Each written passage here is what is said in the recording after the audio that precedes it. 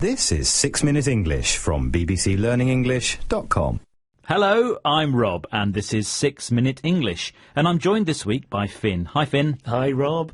We're in celebratory mood this week, Finn, aren't we? Yes, we are. We have something to shout about. It's the 70th anniversary of the BBC teaching English to the world. Happy birthday to us. So, we've been teaching English for 70 years. Actually, Finn, I think we look quite good for 70. Absolutely, yeah. Not too many grey hairs. And you would think that if our audience has been listening for 70 years, they would be fluent or perfect speakers of English by now. Maybe, Rob, we should just go home now.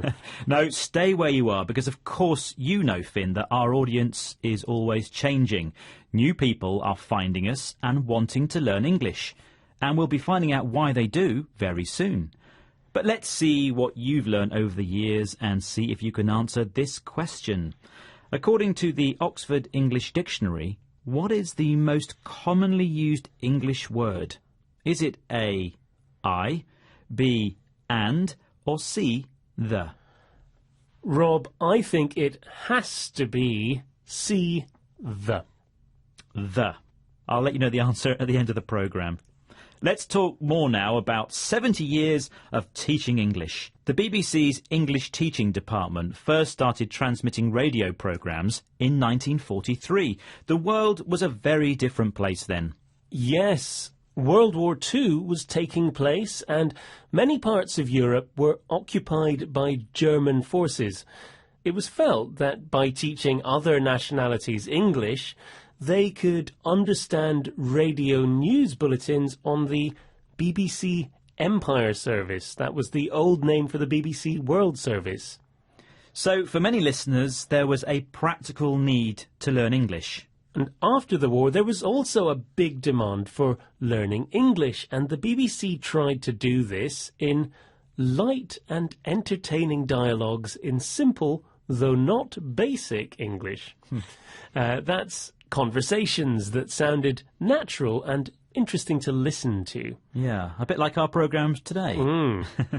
In the years after the war, people wanted to learn English not just to understand programmes on the BBC, but so they could do business with or work for companies around the world. So we could say it had an economic benefit. Yes, and today people are learning online via the internet, and some are learning English to communicate with or talk or write to other non-native speakers, particularly on social media. Oh, yes, that's true. Well, we can hear from some students now who are learning English here in the UK. See if you can hear why they think it's important to learn English. My name is Bruno. I am from France. I like learn English because this language is international and I can use to have a conversation with people from different countries. I have more liberty if I want to speak with different people.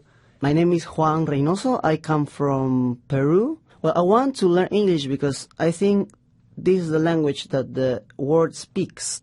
Some good reasons there. Bruno and Juan want to learn English to communicate with others. Bruno says it gives him more liberty, so really he means freedom to speak with and understand other people. So English is good for that, and let's hear some more practical reasons or ways that it will be a real benefit to someone's life. My name is Rafael Guimarães and I'm from São Paulo, Brazil. I've chosen English because I'm studying business, so it's very important for my career. And also because you can communicate to people from all over the world. My name is Ivo. I'm from Lima, Peru. I'm planning on studying mechatronic engineering, and there is not much market for it in Peru, so I'm thinking of going abroad. For that, I will need to learn another language, so that's why I'm learning English too. So Raphael and Ivo are learning English to help with their studies. They hope it will help their career. The jobs they will end up doing. So really, they're learning English to help themselves. Well, luckily, BBC Learning English is here to help them and many other students around the world learn English. Of course. And as you know, it's one of the most widely spoken languages in the world. So it's good to have at least a smattering, a small understanding of English. Yes, and if you want to live in the UK, it's now expected that you can speak at least some English. But come on, Rob, let's face this. Learning a language is fun too. Well, that's true, and it's been fun teaching it for 70 years. Let's hope we've helped at least some people learn the language. Now, Finn, let's find out if you answered my question correctly. Earlier, I asked you what is the most commonly used English word. I said see the. Please tell me I'm right. You are right. Oh, well done. okay, Yes, thank you. The is the most commonly used word. Well, that's all we have time for today. Please join us again soon and keep learning English with BBC Learning English. Bye. Bye. That was 6 Minute English from bbclearningenglish.com.